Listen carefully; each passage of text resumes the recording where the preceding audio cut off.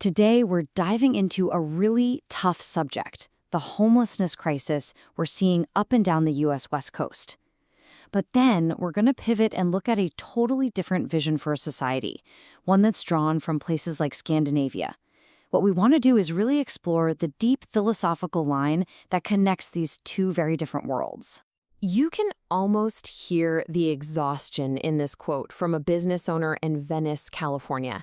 It just cuts right to the heart of the frustration people are feeling on the ground. It's this raw, real reaction to a crisis that, for so many, has just become a part of daily life. It really sets the stage for how urgent this problem is. So, here's our roadmap for this explainer. We'll start by looking at the scale of the West Coast crisis, and then try to figure out what's putting the system under so much strain. After that, we'll get into the human cost, before we pivot to that completely different model in Scandinavia. We'll wrap up by exploring the ideas behind it all, and end on a pretty big question about kindness. Okay, so let's start with the crisis itself. This isn't something happening in just one or two cities. We're talking about an entire region that is completely on edge. Think about this number for a second. A 1 in 16 chance. That takes an abstract problem and makes it incredibly personal. According to the source, this makes San Francisco statistically more dangerous than 98% of other U.S. cities. Yeah, you heard that right. That includes cities that have had reputations for high crime for decades. And like I said, this isn't just a San Francisco story. Look at these headlines. It's a pattern, a consistent crisis. You've got new tent cities popping up in Vancouver, questions about Seattle dying, allegations of homeless populations being dumped in Southern California. It seems like every major hub on the West Coast is fighting its own battle with the exact same demons. So, the big question is, what is causing all of this?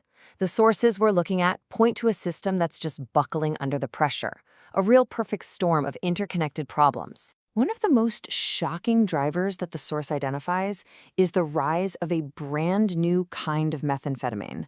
Seriously, this is not the same drug people were using a decade ago. It's made with a whole different process called P2P, and the chemicals are cheap and legal.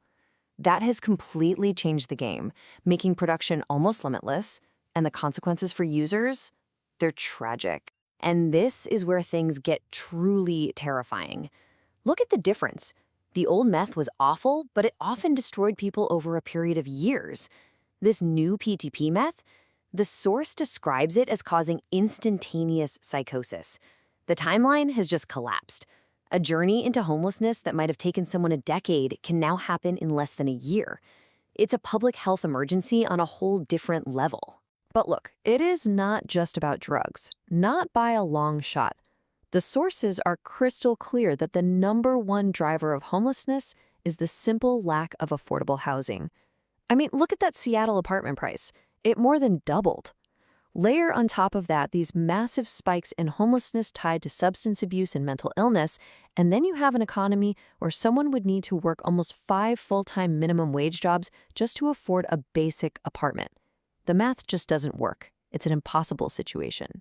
So that brings us to the very real human cost of all these systemic failures. You know, it's one thing to talk about statistics, but the sources also dive deep into the day-to-day reality of what it actually means to live without a home. The source asks this really simple but profound question, and the answers, they're just devastating. It's not just about finding a meal or a place to sleep. It's the constant, gnawing fear. It's the loss of dignity. It's the absolute exhaustion of just trying to survive another day. Okay, just let this sink in. This number is a gut punch. According to the source, a person experiencing homelessness today has the same life expectancy as the average American did back in 1910. Being homeless basically erases more than a century of progress in public health. It's staggering. And that damage, it just ripples out into every single part of a person's life. We're talking overwhelming rates of severe mental illness, the constant threat of violence while you're trying to sleep, that feeling of being totally invisible.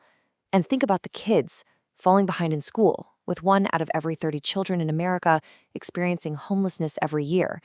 It's a cycle of trauma that just gets handed down. So when you see all of this, it's only natural to ask, Is there another way to do things? And that question takes us half a world away to what the source calls the Scandinavian alternative, which is built on a totally different philosophy.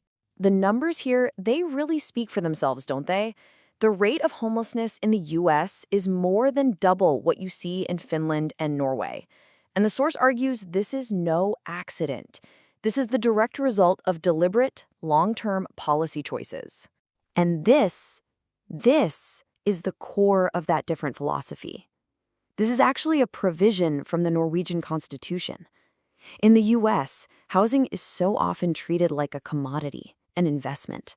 In Norway, it's seen as a fundamental human right, a birthright. And that one simple shift in thinking changes everything about how you tackle the problem. The source's author draws a pretty clear line here. The same countries that have these kinds of social policies are also the ones that consistently top the World Happiness Report. The argument being made is that investing in social well-being doesn't just fix problems like homelessness, it actually seems to create happier, more stable societies in general, with the US lagging behind at number 19.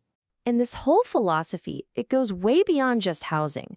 The sources explore how rethinking the very foundations of things like our justice system and our healthcare system can create a society that is proactively focused on well-being. Take the justice system, for example. This quote from a German prison governor is so telling. The focus isn't on retribution, it's on rehabilitation. The goal is to prepare people to successfully rejoin society. They call it normalization. It's just a world away from a system built purely around punishment, which so often just keeps that cycle of crime going. And here's one of the tools being used to make that happen. This is the Peace Education Program, and it's used in prisons all over the world. It focuses on helping people develop their own inner resources. So instead of just trying to change external behaviors, the goal is to help individuals find peace, dignity, and hope inside themselves as a new foundation to build on. This all points to a much bigger idea, right? It's a cultural shift from being reactive to being proactive. We see it in this concept from China of paying a doctor to keep you healthy, or in functional medicine that tries to find the root cause of an illness instead of just masking the symptoms.